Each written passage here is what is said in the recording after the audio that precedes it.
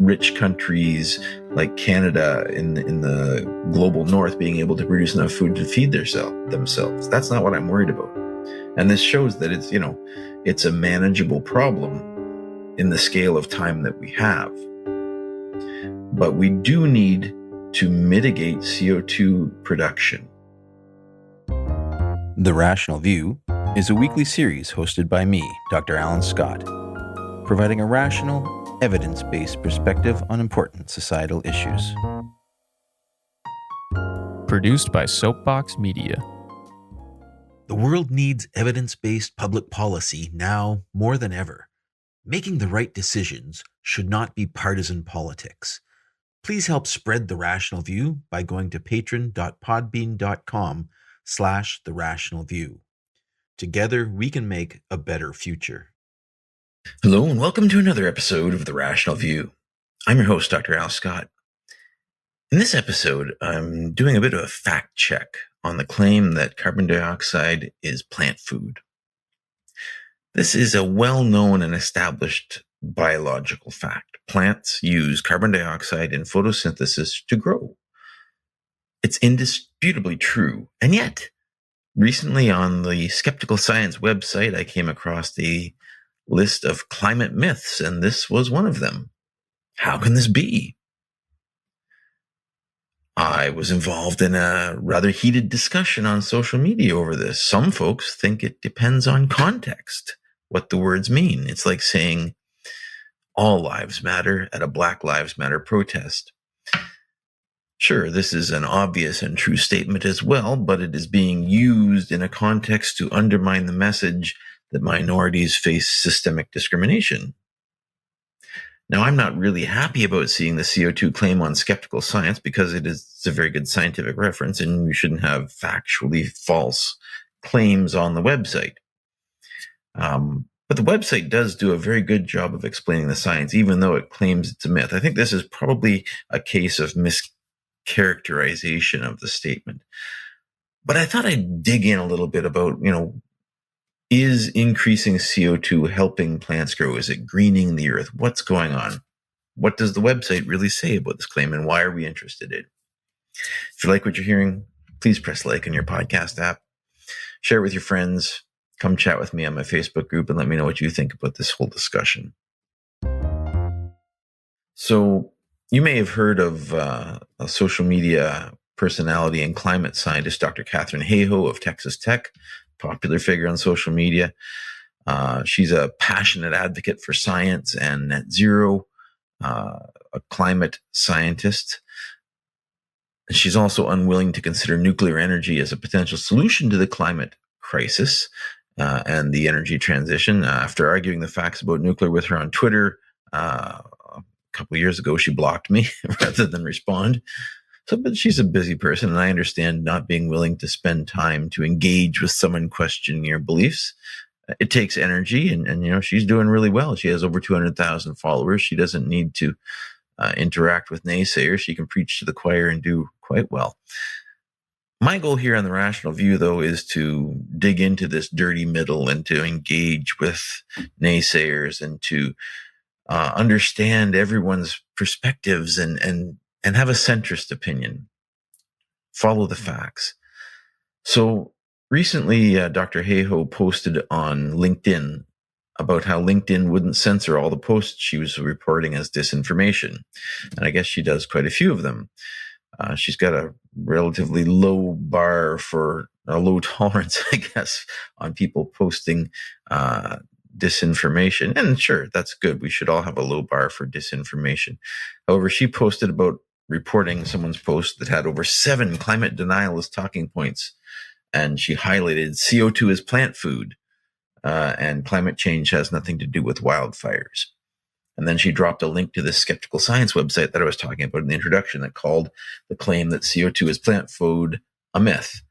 I replied to the comment putting obviously true statements on a list of myths only because denialists use it to suggest that CO2 isn't all bad is driving intelligent people away, and people that are seeking nuanced positions can become dissociated or can lose trust in scientists when they see what appear to be biased statements that are, obviously true being called myths. And she responded to me that she included the links for me and, quote, every other man who is making the same comment. So here I am, mansplaining climate scientist to a climate science to a climate scientist, I guess. But no, this isn't climate science. This is debating technique and terminology. And I didn't want to get into the weeds of it. I responded that I did read the article and the comments discussion.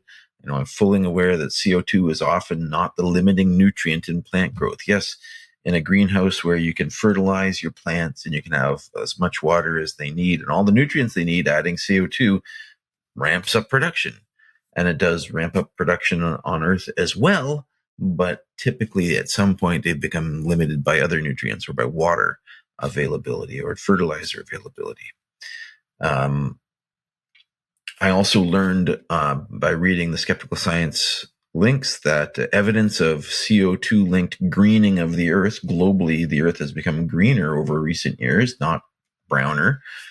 But there are difficulties in interpreting the data. In fact, this is mainly due to land use changes in India and China, where they've been regreening, human planting of devastated regions have regrown places, and they're regreening deserts by pumping water out of aquifers. So a lot of the satellite data is hard to interpret and lay at the feet of CO2 increases when we have a lot of, environmental people working very hard to regreen the Earth.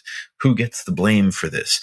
Is it the oil industry burning more oil, or is it the environmentalists trying to actually plant trees? Which one is having a bigger effect on greening the Earth? And that's, maybe something that deserves discussion. But anyways, the data that we have right now are weak in terms of deciding whether CO2 increase has contributed to a mass greening of the Earth or has decreased and detracted from the efforts. The data as presented seem inconclusive. They're very interesting discussions. I said these are very interesting discussions that should be brought up when faced with denial. But I would prefer to see this point highlighted as true, but caveated with evidence that shows that the impacts of increasing CO2 on global plant life is mixed and is not a devastating critique. This establishes the defender as being open to nuance and fact, and kind of comes from what I've learned in how to engage with science denialists or people who are just, coming from a tribal background where they don't trust scientists and trying to actually learn on their own. And she responded correctly to my statement. It's a common misconception that climate denial or science denial is motivated by a lack of understanding, and that nuance and fact can change a dismissive's mind here. And, this is certainly a correct statement, but I think it totally misses the point I was trying to make. So, I thought at this point I will drop the argument. I don't want to get blocked again for pushing a point. When we have a philosophical difference about how to approach people, she's more of the block and don't engage, and I'm more of the engage and listen. And these are two different methods. I think my way is a little bit more effective in gaining converts, I guess, and having people listen to the science. And her way, I think, is alienating or further alienating. And then, as is often the case, another gentleman decided to continue the argument when I stopped posting, and went through all of the ways that CO2 is bad. True but caveated is greatly understated. True but highly misleading is much more accurate, since CO2 is plant food, despite being true, deliberately ignores and trivializes far larger and directly relevant contexts. These include all of their plant growth parameters and, more importantly, all of their effects of rising CO2 emissions, glacial melt, sea level rise, ocean acidification, warming, drought, flooding, extreme weather events, wildfires, etc., on human habitation, on every other species on the planet, on every aspect of our biosphere and all ecosystems globally. CO2 as plant food is standard denialist fodder deliberately intended to mislead, comparable to mention of volcanoes, the sun, cold-related mortality exceeds heat-related mortality, etc. So, okay, yeah, but that wasn't my argument, And, I did get into a discussion with this person. Yes, I agree that there are a host of reasons why increasing CO2 at the current rate is problematic. This is not one of them. There's evidence from all over the world that inland ecosystems, for example, are greening as a result of increased CO2. And one of the things we've learned is that increasing CO2 makes water usage more efficient in plants. They close their stomatas. They don't let out as much water. They're more efficient. They don't require as much water. And I linked to a well-balanced article that admits the truth of CO2 fertilization, but also points out the problems of CO2 increases. And then I went on to say that, scientists have a major credibility problem with a significant fraction of the population. And Katharine Hayhoe was right when she said that this was not a problem about information deficit. This is a trust issue. If we start out claiming nonsense like CO2 is not plant food, we're just going to confirm their biases. We're making the problem worse. We need to deal with the truth and work from there in one-on-one conversations if we're to regain trust. And did he address this? No, he basically just said, context. And, I said, look, I just don't think we should say this is a myth. We need to rename this as denialist arguments or something. Or, poor context arguments.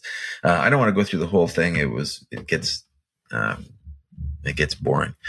And, I'm here to talk to you. I'm just making the non-provocative and what should be non-controversial statement that the correct answer when faced with the statement CO2 is plant food is yes, of course, however. Okay. So, he just wasn't listening, and I don't need to go through this with you. Another commenter posted on the original article from Dr. Hayhoe. Thanks for the information. I was about to waste some time with a fossil fuel company headhunter who was using the plant food and other stale denier talking points. Focusing on my own positive contributions is much more productive. A relatively positive message. Catherine responded with, yes, I recommend simply reporting and blocking. Engaging with people who post misinformation typically strengthens and reinforces their perspectives. It can be counterproductive, ending up with exactly the outcome we were trying to avoid. So here I think I differ significantly with Dr. Hayhoe. I think, yes, if you wrestle with a pig, you're just going to get muddy. But to a certain extent, we need to engage with misinformation so that the people on the fence, the logical people that are, and sometimes these people are just questing for knowledge. And it may be that, yes, they do come from a tribal background that's different from yours. And maybe a little bit of patience would be better than just blocking and moving on. Does this give their arguments extra credence when scientists engage with them? Perhaps that is a risk that you take. When I looked at the creationist the creationist debate when Bill Nye was debating Ken Ham, and this was just a really a bad idea. These people are good at debating. They're not necessarily, they're not going to engage on the facts. They are charismatic. They are set up to do this. They aren't coming at this from a scientific point of view. So I think there is room for both approaches, but I think when done right, engaging can give you mileage. It can win converts and have people understand the real science. Now, should we be worried that the science is biased? Is the science biased? I don't think so. I'm very strongly of the opinion that the science is still unbiased. But what we do have to be careful about is people taking the science and twisting it and popularizing it improperly. And that is where the difficulty lies, because most people just see the spin. The people like me who are reading the primary papers are getting, this makes sense. This is not biased. They've put in the proper caveats. It all makes sense. Yes, I understand. But then, the headline is not necessarily what the paper says. And there's a lot of spin that goes on in taking science and popularizing it. And it apparently wins you a lot of followers. All of the people that align very well with tribes are doing really well. The people hard over on all of the extremes and pushing fear and helping people to reinforce their existing beliefs are doing really well. I'm not doing so well, and that's okay. I'm here for you, and I appreciate you listening to my ongoing rant. So,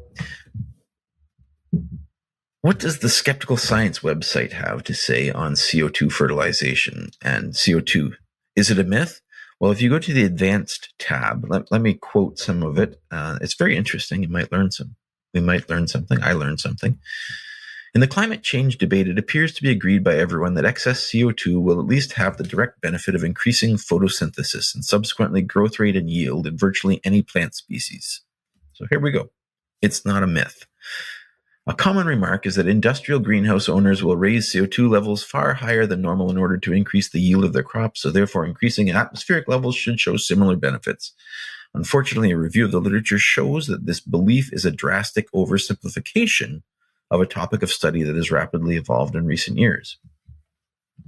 The first and most obvious retort to this argument is that plants require more than just CO2 to live. Owners of industrial greenhouses who purchase excess CO2 also invest considerable effort in keeping their plants at optimum growing conditions, particularly with respect to temperature and moisture. As CO2 continues to change the global climate, both of these variables are subject to change in an unfavorable way for certain species in a certain region.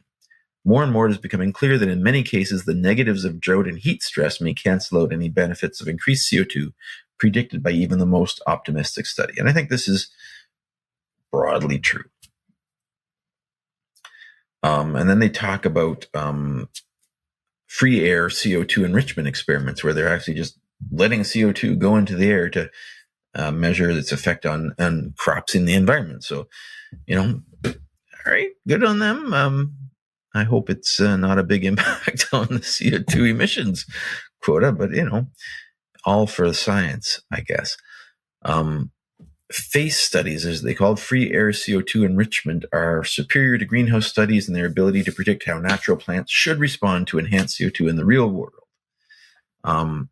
Unfortunately, the results of these studies are not nearly as promising as those of greenhouse studies, with final yield values averaging around 50% less in the free air studies compared to greenhouse studies. Okay, but what about when compared to no excess CO2? Well, we'll get into that later, and I actually have a number for you from a paper that I'll give you. And it's actually, it still does improve yield. Okay, it's not decreasing yield. And here's an abstract from the most recent reference on the page. And it was like 2010s, I think, or late 2000s. So here's a paper that's discussing CO2 FACE studies. This review describes some of the lessons learned from the long-term investment in these experiments. First, elevated CO2 stimulates photosynthetic carbon gain and net primary production over the long term, despite downregulation of rubisco activity. Rubisco is a plant enzyme. Second, elevated CO2 improves nitrogen use efficiency. And third, decreases water use at both the leaf and canopy scale, as I said. Fourth, elevated CO2 stimulates dark respiration via transcriptional reprogramming of metabolism. So that's a complex statement, and it's not that important. Don't need to explain it. It's just about the rate that the plant burns energy at night. And fifth, elevated CO2 does not directly stimulate C4 photosynthesis, but can directly stimulate carbon gain in times and places of drought. So C4 is a particular type of plant lineage that has a particular type of photosynthesis. There's C3 and C4 plants, and I'll get to that. Finally, the stimulation of yield by elevated CO2 in crop species is much smaller than expected. So in summary, it makes water use more efficient, stimulates growth, but not by as much as in a greenhouse setting. Doesn't sound like a myth. It is a nuanced topic. But there's more. And let me talk now about C3 and C4. So photosynthesis comes in a few different flavors, two of which are C3 and C4. Together, C3 and C4 photosynthesis make up almost all of modern agriculture, with wheat and rice being examples of C3 crops, while corn and sugarcane are C4.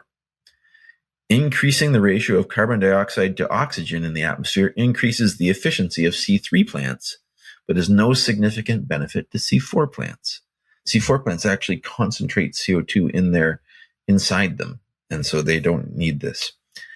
A greenhouse study showed excess CO2 gave a 35% photosynthesis boost to rice and a 32% boost to soybeans, both C3 plants, but a 2006 FACE study did not find any statistically significant boost in photosynthesis or yield for corn under excess CO2.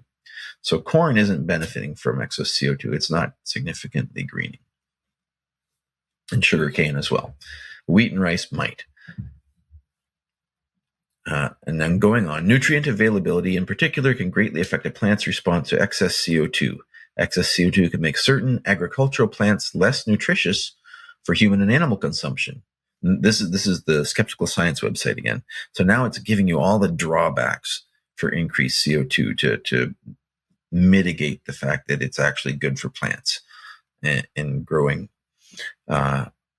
Increased CO2 has been shown to lead to lower production of certain chemical defense mechanisms in soybeans, making them more vulnerable to pest attack and disease.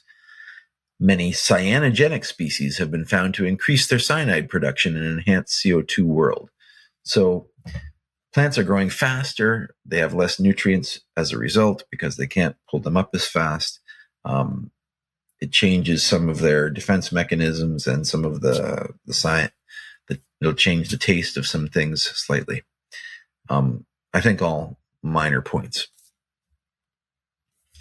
But coincidentally, while I was researching this podcast, just yesterday actually, a paper was released in the journal Nature on the projected yields of agricultural crops under climate change, different climate change scenarios, and looked at high emissions and median or mid-level projections of emissions, and they had names like 8.5 and 4.5, and these, I suppose, are coming from IPCC papers.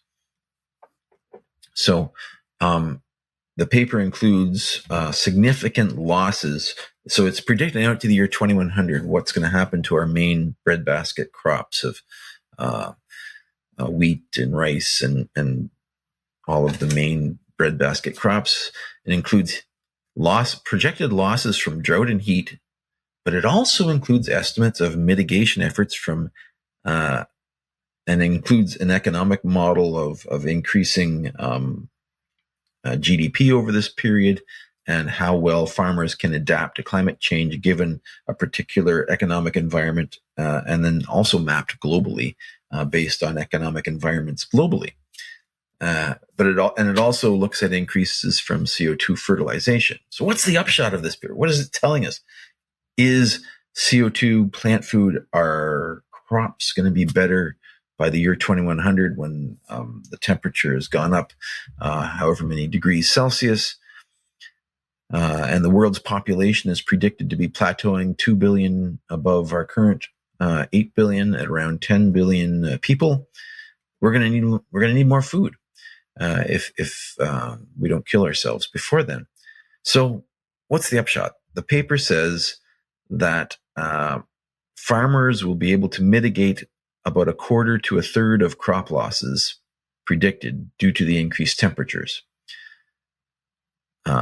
And they predict something like 25% decreases for wheat, maize, soybeans, sorghum, cassava, and only a small decrease for rice. In fact, rice increases for the first little bit and then kind of decreases a little bit by 2100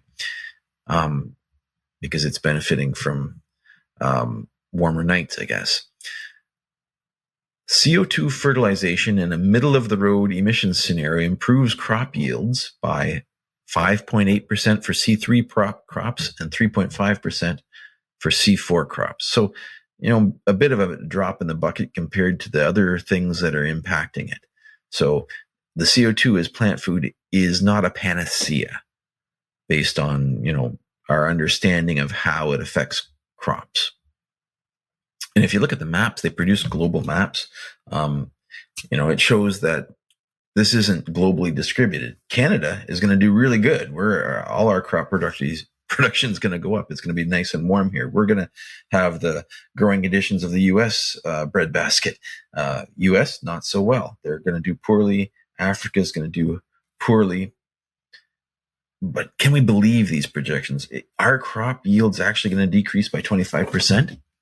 That's what the headlines show in the posts that highlight this article. But if you look at actual crop yields historically over the past 100 years, we've had an significantly increasing crop yields, and innovation and the discovery of synthetic fertilizer, for example, was originally unexpected. People said that we were going to run out of food, but then we came up with crop yield. We came up with fertilizer. Now we have genetic modifications that can make drought stress and heat stress resistant. We can make pesticide resistant plants.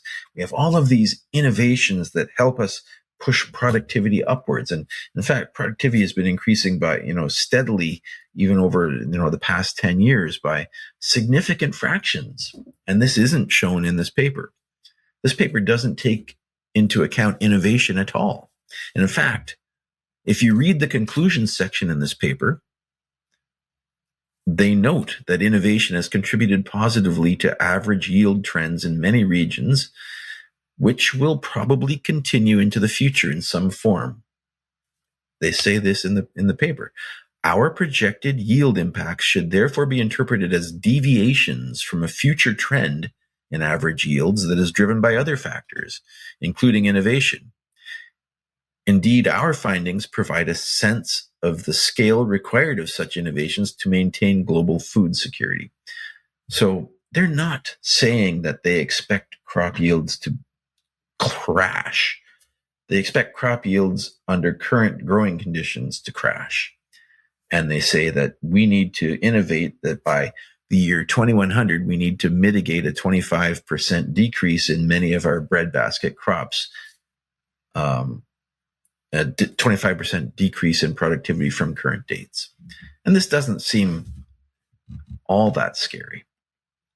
This is going to hit hotter regions harder, though. So I'm worried about the impacts on Africa, for example. Any equatorial regions, food production there is going to be a problem. And this is where the world's global poor is located. And, the people least able to adapt are there. So these are the things that I'm worried about. I'm worried about mass starvations in very poor areas. I'm worried about immigrants fleeing infertile heat areas and droughts. These are the things I'm worried about. I'm not worried about, rich countries like Canada in the global north being able to produce enough food to feed themselves. That's not what I'm worried about. And this shows that it's a manageable problem in the scale of time that we have. But we do need to mitigate CO2 production, and we need to do it because all of these results I've quoted are the middle of the road emissions scenario where we plateau and start dropping towards net zero. It's not a successful net zero by 2050 kind of scenario that we're talking about here. So I think we do need to work very hard to mitigate CO2 emissions. And we have to be careful, but we have to also be careful that we don't hurt people overly much while we're doing it. We need to, and this is where I think that, richer countries have a responsibility to step up. We've pumped a lot of CO2 into the atmosphere over the last 100 years. And, this is going to be there for 1,000 years. We've kind of taken more than our share of the global commons of the CO2 budget that's remaining. And I think we need to be very careful about how we move forward. We have to work together to mitigate CO2, but we also have to work on doing it in a rational way. We have to look at nuclear energy, nuclear fission, for example, massively increasing that to offset burning of coal, which is horribly dirty, burning of natural gas, which is has extremely high short-term environmental consequences on greenhouse gases. So I think there is a path. I'm still optimistic. And I know there's a lot of people, young people, suffering from depression and over the headlines that they see. And I think that's not an accurate representation. What I do fear is for very poor areas, it's going to be bad. And what I do fear is the social unrest that will follow this. So I think, we're living in interesting times, and I'm here to try to help. And if you have any questions, please come see me on my Facebook group. Thanks so much for listening to The Rational View.